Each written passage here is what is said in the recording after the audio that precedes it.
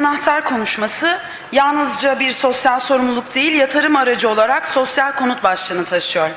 Sermaye, kamu yararı ilişkisi üzerinden konut kavramına yeni bir yaklaşım getirerek yalnız sosyal boyutuyla değil bir yatırım aracı olarak konut olgusunu ele alacak olan konuşmacımız, Pritzker ödülleri jüri üyesi olan Alejandro Aravena, 11. Venedik Bienalinde Gümüş Aslan, 2006 Avonni, 2010 Marcus ödülü ve 2011 Index ödülü gibi ödüllerin de sahibidir. Ders verdiği kurumların arasında London School of Economics, İngiltere'deki RIBA, New York'taki Inter-American Kalkınma Bankası ve Portekiz'deki Experimenta Design bulunmaktadır. Çalışmalarının sergileri Harvard Güzel Sanatlar Fakültesi'nde, Sao Paulo Bienalinde, Venedik Bienali ve Milan Triennale'inde yapılmış olan Aravena, aynı zamanda RIBA Uluslararası Fahri Üyesidir. Şili Gaz ve Şili Üniversitesi işbirliği ile kurulan, kar amaçlı ancak sosyal odaklı altyapı, ulaşım, konut ve kamusal alanlarla ilgili projeler üreten Elementer grubunun kurucu üyesi olan Alejandro'yu şimdi huzurlarınızda konuşmasını yapmak üzere sahneye davet ediyorum.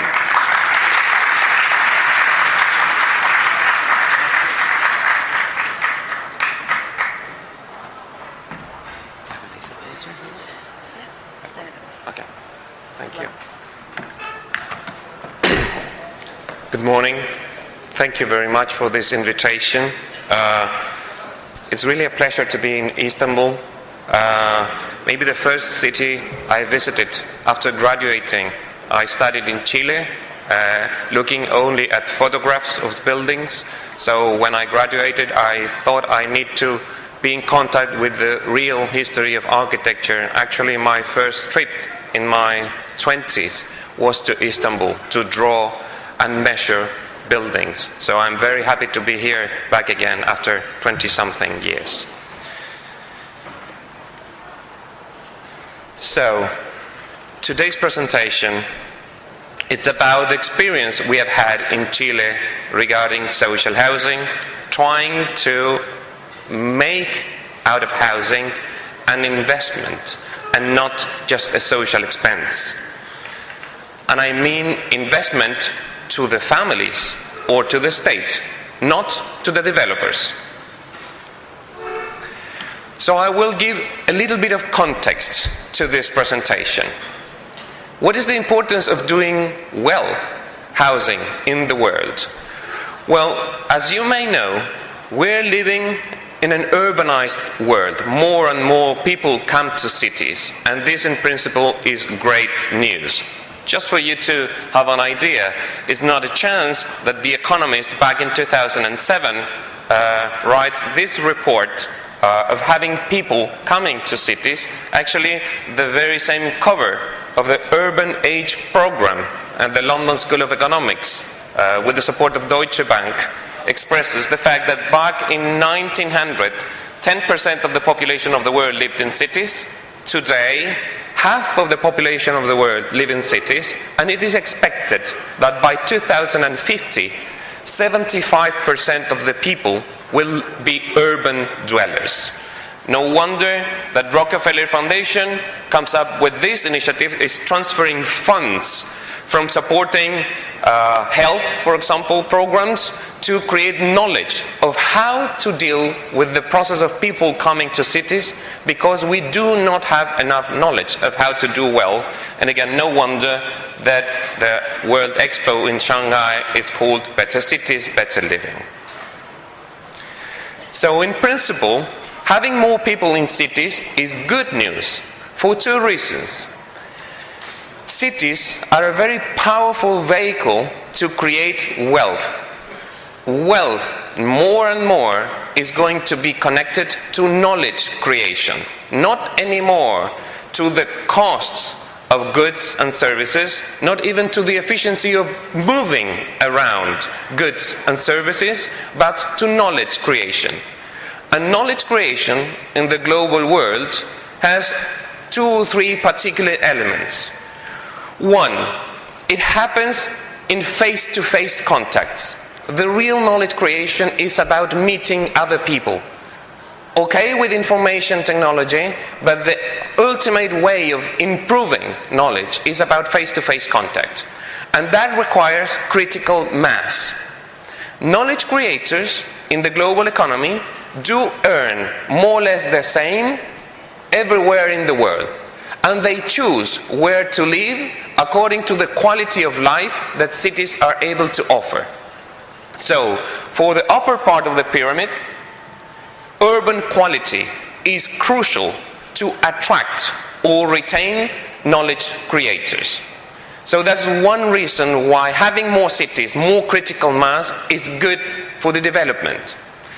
On the other hand, for the bottom of the pyramid, cities are a very efficient way to ameliorate quality of life of the poor, because we do not have to depend entirely on income redistribution. We tend to have, and this is pretty much the case all over in the world, a problem with inequalities. And we tend to associate inequalities to income. And it will take time until we correct the Gini curve. Actually, education is the way to correct that. But that will take at least 2 generations. Cities are a shortcut because they can upgrade quality of life right here, right now, without having to depend entirely on income redistribution if we identify carefully and strategically urban projects that can improve life. Transportation is a good example. On the way here from the airport, I saw a fantastic metro bus, which means you can be earning the same amount of money far away in the periphery, but by spending an hour or more in public transportation of good quality, your everyday life is better. And so, with public space, infrastructure, transportation, and housing, you can be a shortcut to ameliorate quality of life for the majority of the people. So, for these 2 reasons, it's good to have more people living in cities than on the countryside. What is the problem with that? That the scale and speed of the process of people coming to cities has no precedence in mankind. Today, out of the 3 billion people living in cities, 1 billion is under the line of poverty.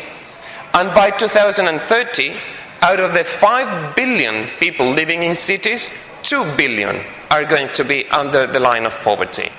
This process of migration towards cities will happen in the poorest countries in the world. So, if we have to express this as an equation, as the world that we have to solve, we have to build a 1 million people city per week with $10,000 per family during the next 20 years to be able to accommodate the process of migration of people towards cities. A 1 million people city per week with $10,000 per family. That's a huge challenge, and there's not enough knowledge to resolve that equation. So, just to give you some numbers, and this is particularly regarding the set of constraints and the set of rules within which we accepted to work at Elemental. And maybe it's not in this presentation, but for you to have an idea. We started working in Chile back in 2001. Now we're working in different places. But in Chile, we accepted all the rules of the game, the existing policy, the market conditions. Chile is a country of 17 million people. And the average income per year today, not in 2001, but today it's about $17,000 per capita income a year. Out of that, we do have about 6% of the population still needing housing. That's a housing deficit today. And the Ministry of Housing has a budget of $1 billion per year, with which gives away 100,000 subsidies in different programs. I will explain that.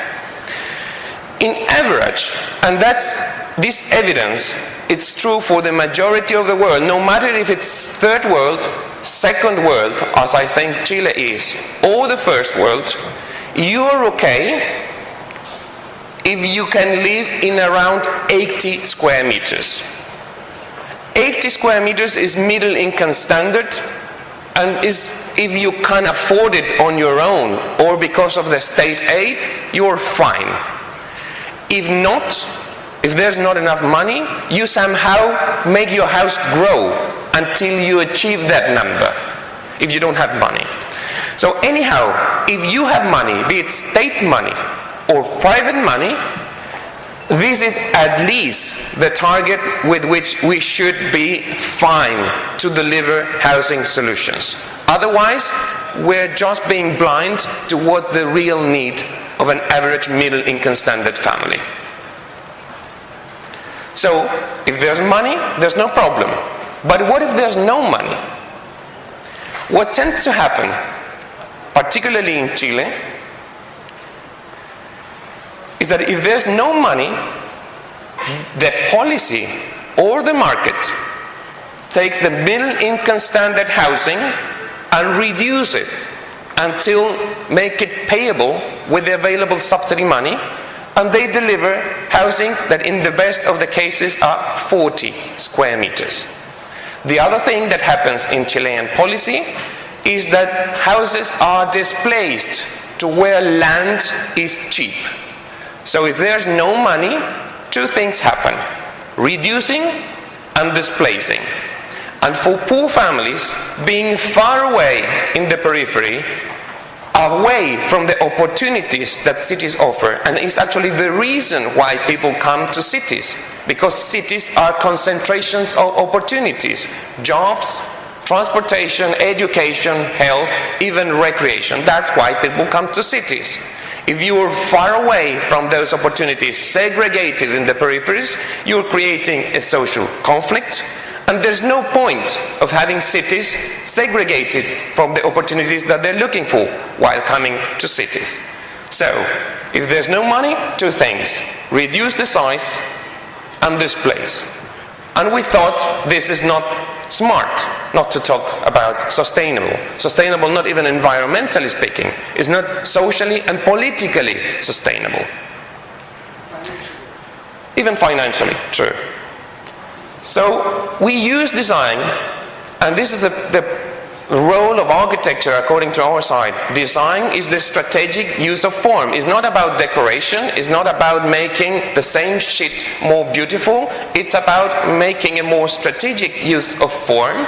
We reframe the problem by saying what we can pay with the available money is 40 square meters, and the market, the private market, is quite efficient in trying to deliver square meters per every dollar that is spent. So we're not going to question the efficiency of the building sector.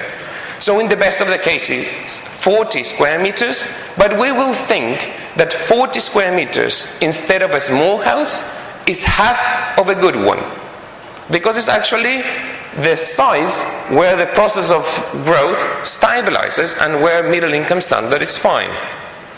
So 40 square meters, why don't we think of them as half of a good house instead of a small one? If you frame the problem of 40 square meters as half of a good house, the key question is, which half do we do? And we thought that we have to do the half with public money that a family individually will never be able to achieve on its own. So we identified a set of 5 design conditions that belong to the half that families can't do well individually. And that had to be taken care with public money and by the private sector, because in the end this is a private sector oriented policy. So that's one point. Half of a good house instead of a small one if you don't have enough money, which is our case, and is the case in the world. Second point, design in a way so that that public money that is transferred to a family, because Chilean policy is property oriented. When you receive a subsidy, you become the owner of the house. So housing subsidy is the biggest money transfer that a poor family will ever receive in their lives. And one would like that that public money grows its value over time instead of going down.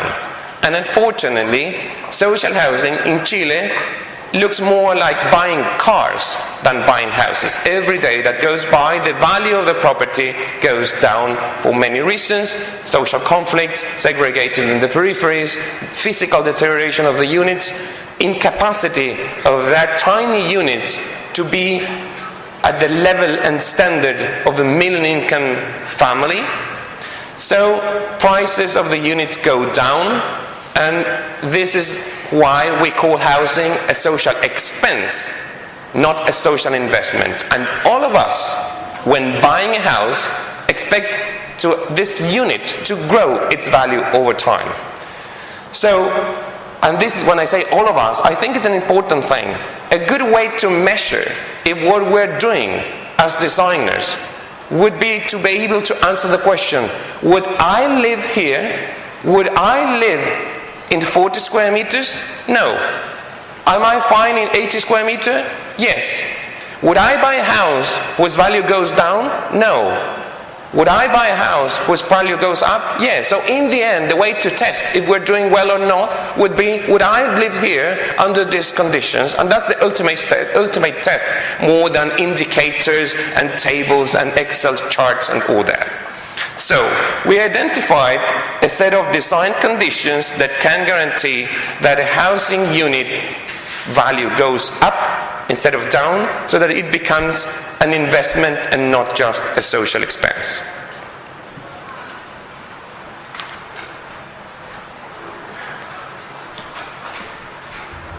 So, rules of the game that we decided to accept back in 2001 when this started as an academic initiative at Harvard University, where I was teaching.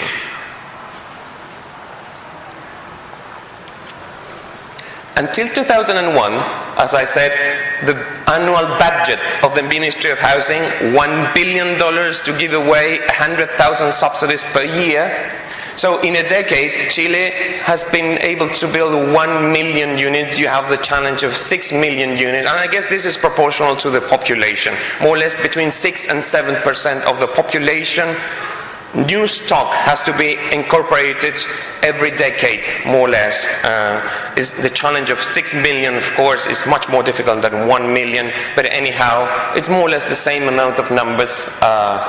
So what are the conditions of this policy that needs to produce the same amount of quantity? And then we'll talk about quality.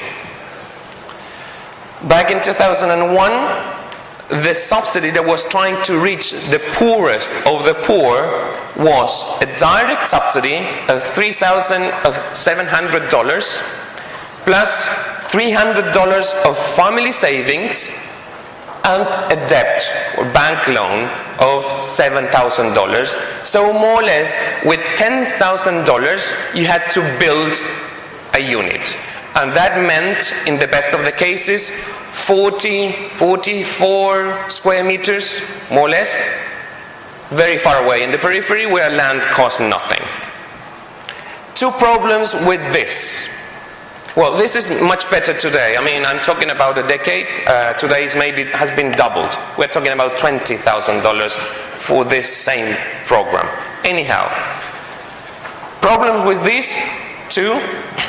Families were not paying back the loan because the quality of the units was so bad that they refused to pay for a bad product. If I buy a television that is bad, I do not keep on paying back the debt I have. So 70% of the people were not paying back the loan, and that was unsustainable economically for the country. It was an invisible subsidy that we could not afford as a society. Second problem, it was not targeting the poor, the really poor. Because the poor is not that they do not have an income, they do not have a regular income. And if you don't have a regular income, you are invisible to the bank system. So, a new policy, quite smart, to my point of view, was developed in 2001, which was double amount of subsidy from $30,000 to $7,000. They kept the family savings, but there was no debt. Families do not owe any money to anybody. Actually, the increase in the subsidy only came from the savings in the administration to be able to get that money paid back. So many of the money came not just because the country was wealthier, but all the administrative cost and financial cost of having this debt that went directly over here. So from that point of view, it was a better policy, a smarter policy, but the final amount went from $10,000 to $7,500, which in the best of the cases meant 35 square meters. Actually, at the beginning of the policy, government was okay if the private sector could deliver at least 25 square meters. And this is another thing I might need to explain. Chilean policy is not only property oriented, so that you as a beneficiary become an owner, but also it's private oriented. The government only finances the system, but it's the private sector the one that builds. The government doesn't even design. You, as a poor family with a voucher in your hand, go to the private market and look for the better offer that is available out there. Of course, this is a very imperfect market, because having a subsidy only once in your life is not that you can, punish the ones that do bad, because the second time you are not going to choose them. You make your mistake only once in your lifetime, and this is a very imperfect market. And as you know, Chile bought the free market economy almost by the book from Chicago School, but anyhow, these are the set of rules that we're dealing with, and we wanted to think about how to do better within this network of rules. So, the first project that we were asked to solve was the following. Since there's nothing to lose, we were asked in the center of this city, in the north, in the desert, to provide a solution to 100 families that were living in half an hectare, 5,000 square meters, trying to make them stay in the same site that they have been occupying illegally for the last 30 years, using a $7,500 subsidy that in the best of the cases can build around 30 square meters. And with that money, we had to pay for the land, provide the infrastructure, and build the house. And the goal was try to make them stay here instead of being brought away somewhere here where poor are accumulated, because of that management doesn't allow you to build in the city center. So these were the living conditions of this group of 100 families. As you may see, a squatter, a slum. In Chile too, the percentage of informality is really low, less than 1% still, and that's why policy has a big pressure on numbers. It has to deliver many units per year to keep the informal, illegal taking from land away from the system. But in looking for quantity, of course, quality has been the cost that we have been paying. Anyhow, despite the bad living conditions of this squatter, that in addition had heavy problems with drug dealing, the city around here was highly desirable to be maintained, because that city offered these people jobs, education, transportation, health, recreation. Actually, the price of the land expressed that amount of amenities that were surrounding these poor families, because the cost was 3 times more than what social housing can normally afford. So in a process with the families, with a very intense participation of the families themselves. And for us, participation means first to inform and communicate constraints. In a very strong process of participation with the families, we went through alternatives. We were told that we were coming as outsiders to the social housing world. We were told that, families only will accept detached houses. I mean, that's their dream, that's what the market produces, and they're only going to accept detached houses. And so we made the exercise, what can we do with this typology that is available in the policy? 400 families, only 30 fit in the site, 70 have to leave. That will create a major social conflict, but it was up to them. If you can choose who the 30 are that can stay in place, it's up to you. The 70 have to leave. The problem is that if we put together the subsidies of these 30 families, we were not even able to buy the land. And even if we get the land for free, detached houses has no capacity to control afterwards growth. And we knew, the evidence shows, that if you are giving 30 or 40 square meters, family will need to grow up to 80 at least.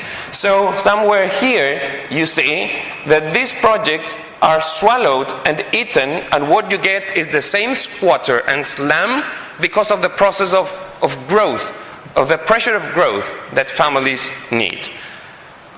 So that was not an alternative.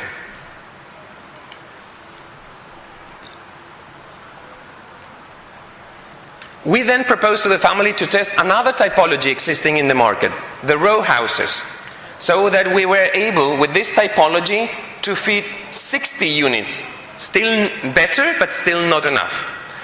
The problem with this typology, and I'm talking about 3-meter wide houses, 2 stories, but 3 meter wide, whenever you have to grow, and here we knew that at least 50% of the house will be growth, you block bathrooms and kitchens, or you have to circulate through another room. So instead of efficiency in the use of land, what you get is overcrowding. So that was not an alternative either. So let's go up to high-rises.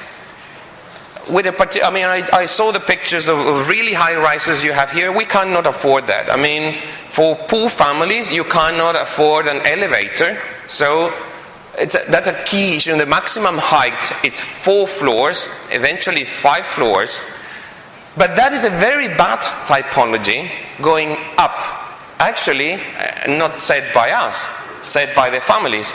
They threaten us to go to a hunger strike if we even dare to propose high-rise as a solution, because there's no capacity to grow. In a high building you can't grow, and you're condemned forever to be squeezed in a standard that is not enough for middle income standard. In addition to that, at this level of social fragility, nobody pays for common shared spaces like elevated corridors, collective stairs, not to talk about the elevator. So if nobody pays for that, you have barely the capacity to have $300 of saving, and nobody maintains that, you enter in a spiral of deterioration of the collective space.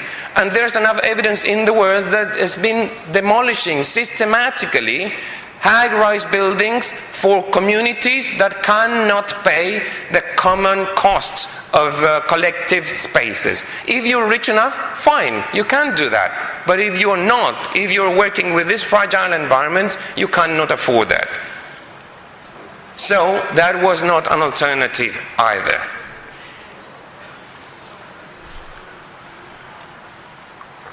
So as a consequence of this process of offering families constraints and information, the conclusion was we do have a problem. We have to come up with something that is not available in the market.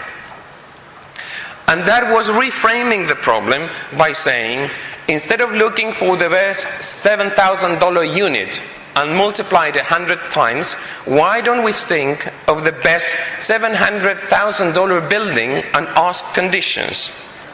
So as we saw, conditions, buildings, high-rise buildings do not accept growth, except on the ground floor and in the upper floor.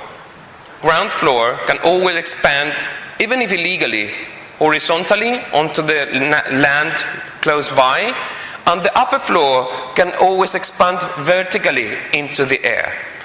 So what we did was to do a high-rise building that only had the ground and the upper floor. And we placed the tiny 30 square meters units in such a way that they cover at least 50% of the urban front, so that we could guarantee quality of the urban space in the future. And then allow families to make their personal moves and growth, doubling the initial size in the voids that were left between the structure. So at the urban scale, and this is another important thing, 100 families, social agreements can't be maintained among such a big amount of families. We do know, evidence shows again, that in units of about 20, between 15, 10, 25, if you have arrived to an agreement, you know who is your neighbor, and agreements can be maintained. And that's extremely important in socially fragile environments. So we introduced, in between the public and the private space, the collective space, but always privately owned. I mean, every person, every family knew exactly who's responsible for what. So, in the first project we did, this was the scheme. 6 by 6, so 36 square meters, with a bathroom and kitchen over here, within an 80 square meter lot, and we multiplied that around the site that we were giving of 5,000 square meters, then a concrete slab, and on top of that, duplex apartments with individual stairs, so that this person knows that he's responsible for that stair. Again, 3 by 6 in 2 floors, 36 square meters, and this person can expand over here, this family expands over here, this family over here, and the houses, this initial piece expands in the void over here and then back into the courtyard.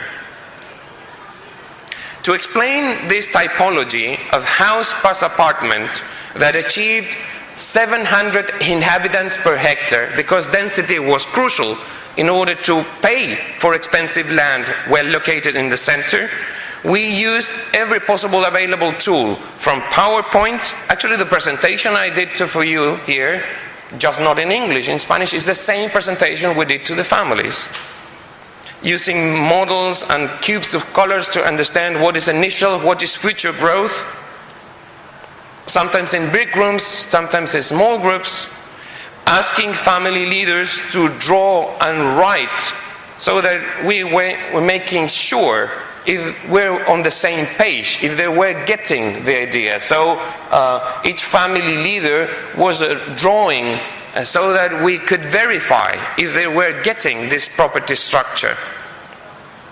And trying to anticipate, once you receive this house, how you are going to expand it, how you are going to make it grow. And then you can anticipate this kind of problems, to grow in the last place the one would like it to happen. Or what are they going to do with the courtyards? So this is how they imagined their housing project was going to look like. What were we competing against? The market at the time offered for $7,500 this solution, 36 square meters as well, but in the periphery, very far away, where land cost nothing. And we had to prove that for the same money, we could do this in the center of the city, where cost of land was 3 times more. If you see here, the architecture is not in the box. It's pretty much the same ugly box. but it's framed in such a way, organized in such a way that we can keep family jobs and we can guarantee that growth is going to happen following the minimum effort law, not performing technically different kind of operations like structure, only finishings. So that if they keep their jobs, we knew the process of growth will happen right away.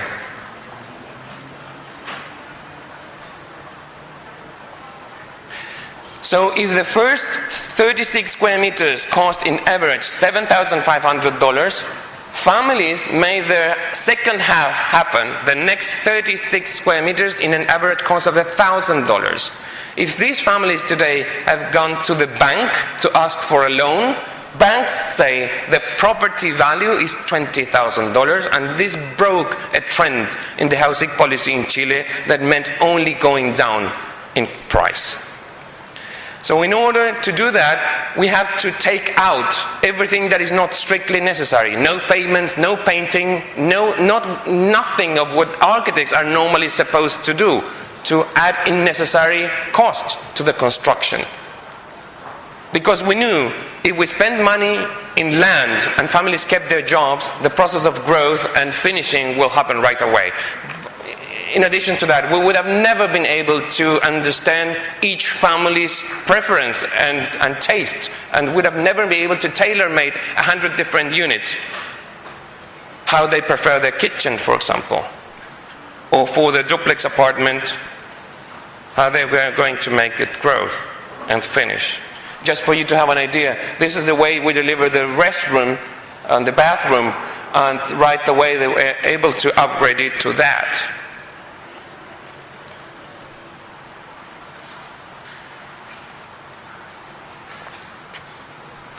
So this is what we're looking for. We were looking for, and we started to do other projects. Low-rise density to pay for expensive land, at least 450 inhabitants per hectare, up to 900 inhabitants per hectare with this property structure. So density without overcrowding, with possibility of expansion up to at least 80 square meters. If you solve that, I think there's a way to implement public policy for a very low initial cost. So in this first project in Santiago, 900 inhabitants per hectare, again, house underneath with courtyard in the back, an apartment on top with individual access to each duplex apartment. This project was delivered in 2007, and at the time our president, Bachelet, was opening this project on a Friday, which was this, and by Monday it was like this. So different examples of how we make communities participate to anticipate problems, so that they use the process of construction to prepare themselves so that growth can happen right away after the opening.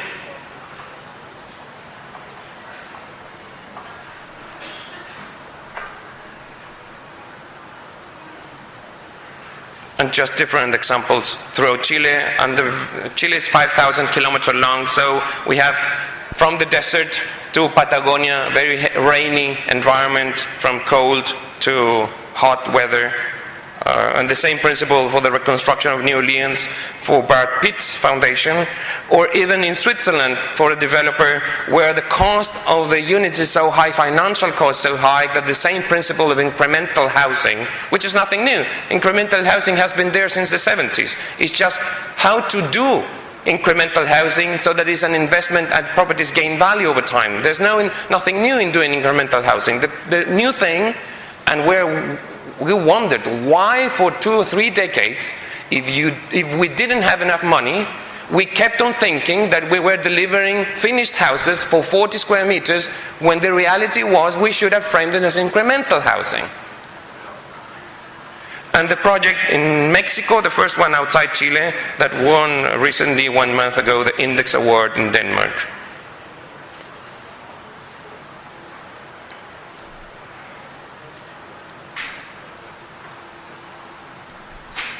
So the interesting thing here in the Mexico case, Mexico is pure market, almost no public policy.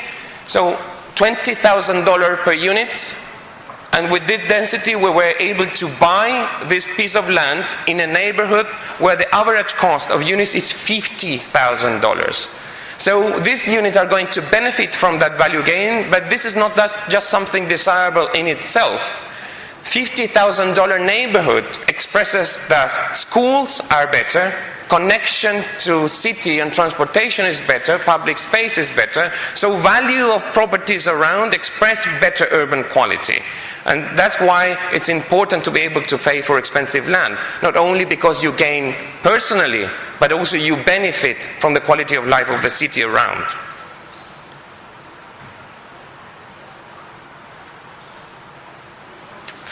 So since we're in a hurry and we need to achieve scale and speed, of course the obvious consequence of this is to go to a different building system, a prefabricated building system. And of course there's the historical criticism that in order to meet cost, you tend to repeat, to serialize an industrialized solution, and the monotony of the result is bad because it can incorporate the diversity of communities. In the problem of not having enough money was the solution for that. Because since we have very little money and we can't do the same house over and over, but just half of the same house over and over, actually the opposite. The more monotonous, the better. Because the more neutral the frame, the better it will contain individual operations, so that growth can be seen as a process of customization instead of a process of deterioration of the urban land. And we're trying to keep on going down with cost, going to the minimum infrastructure booth, so that to the very extreme, we provide the most difficult technical part of the house, then leave a void in between, which costs nothing, or costs just the land, and then we will be framing individual performances. I mean, this would be a good scenario. Infrastructure plus roof, and then you allow families to infill in between, and this should be cost of $4,000 to $5,000 per unit. And I think that's it. How it's time, because I can stop here, otherwise 10 minutes more. I wanted to show an example of the earthquake reconstruction in Chile, since you do have a background of earthquakes as well. It might be slightly different, but this proved to be very important in trying to move from housing to city. And again, just for you to give you an idea, in February 27th of 2010, we had an 8.8 earthquake. That, well, you know very well. I mean, Richter scale is a logarithmic scale, so every point is a double of the previous one. So this was 500 times stronger than Haiti. But we did actually quite well because only 500 people died. And from that point of view, Chilean anti-seismic code is very smart. It's able to save lives at the very low cost of construction. So regarding earthquake, I mean, if an earthquake is less than 7, we don't even wake up at night. I mean, if it's more than 7.5, then you begin to worry. And actually in an 8.8, it was really a disaster. You know, 300,000 units were damaged. So the cost of the reconstruction will be $30 billion, but very few people die, not mainly because of the earthquake, but because of the tsunami. And this is a new thing. I mean, we were prepared for the earthquake, but not for the tsunami. And just for you to have a very rough idea,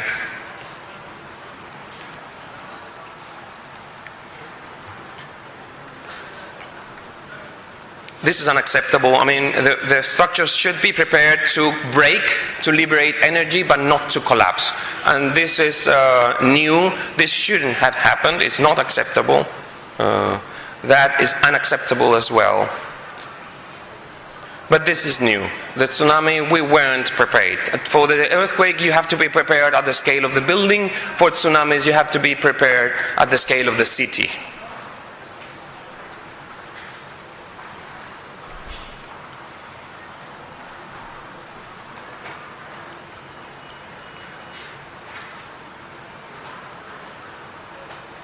So we did very different projects. I'm going to jump just to this one. We were given different time frame to do something with water distribution or emergency shelter, but we were asked to work on the reconstruction of an entire city in the south, the city of Constitución, which is this city. There was a forest industry and company over here that hired us, and this is interesting, as a private-public partnership. We knew there was a lot of money going to be spent in reconstruction, and we wanted that money to be spent strategically and wise. And what you need for that is to create a plan for how to spend that amount of money in an efficient way. So this private company, instead of donating a school or housing, donated the money to pay a group of professionals, including us, Arup in London, or social professionals, because it was done with the intense participation of community, to make a master plan to channel the immense amount of funds that were going to be needed to reconstruct the city. Waves of 12 meters were measured in the Pacific Ocean, 6 meters in the city. And this is the plan for demolishing of this city. 80% has to be rebuilt. Of course, not rebuilt exactly the same way, because it failed. It had to do a different thing for how to reconstruct. And the particular new thing was, what do we do with tsunamis? I mean, this is the same discussion that is going on today in Japan. First alternative, we set back and go away from danger zones. The discussion in Japan, we go up into the hills. Well, maybe in Japan they're very disciplined and they can prevent from illegal occupation. In Chile that won't happen. So if you create this as a danger area and forbid public money or even private money to be spent here, this is going to be occupied illegally anyhow. So this is unrealistic, and it's a future problem. It's irresponsible somehow.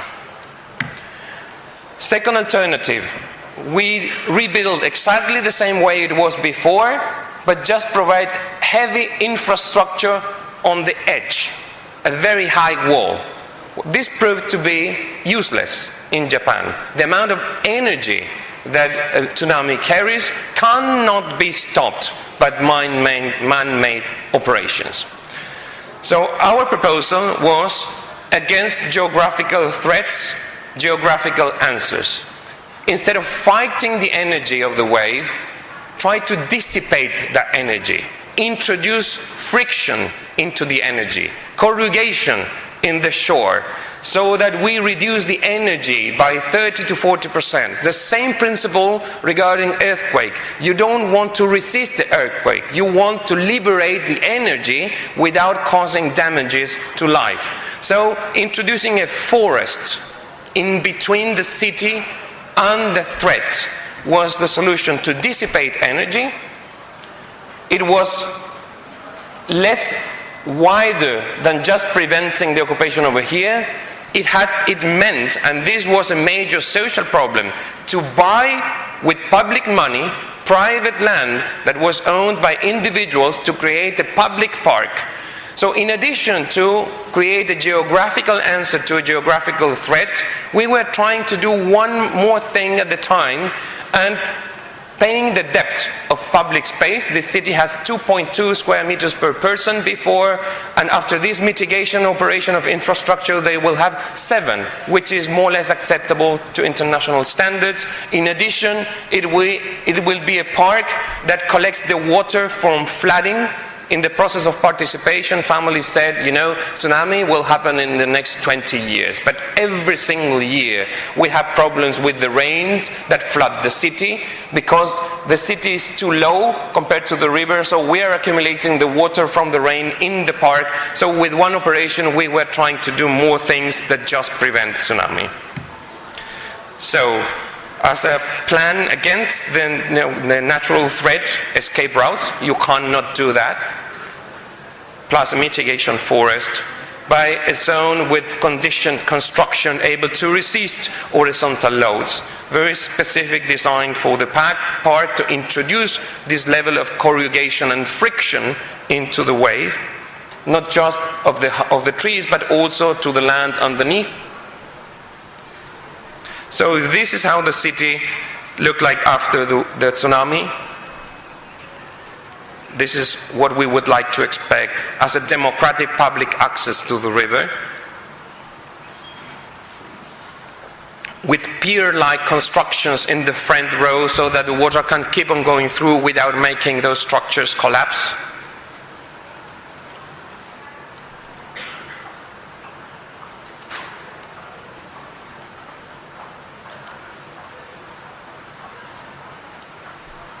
But it was not just about the infrastructure mitigation, it was also about public space and all types of buildings. I mean, a city from scratch, I mean, it's an opportunity that you can't let go. So from the energy matrix to the transportation system, there was an opportunity to redesign that. From schools, fireman department, bus terminal, health center. And we were mapping, this is the amount of financing in the public system of different typologies of housing, and then we were matching them with the demand from private developers to building companies to owners of own land to NGOs. So we would cover the entire matrix of cost plus offering in the market to be able to rebuild efficiently, following the incremental strategy to gain time. In this case, scarce resource was not money but time. All this done with a very intense participation of the community, asking them even to vote publicly to establish priorities in which project had to be done first. So this is how Constitution looked before, and this is how it was devastated after the earthquake and tsunami. This is how we would like it to be in the future. Thank you so much.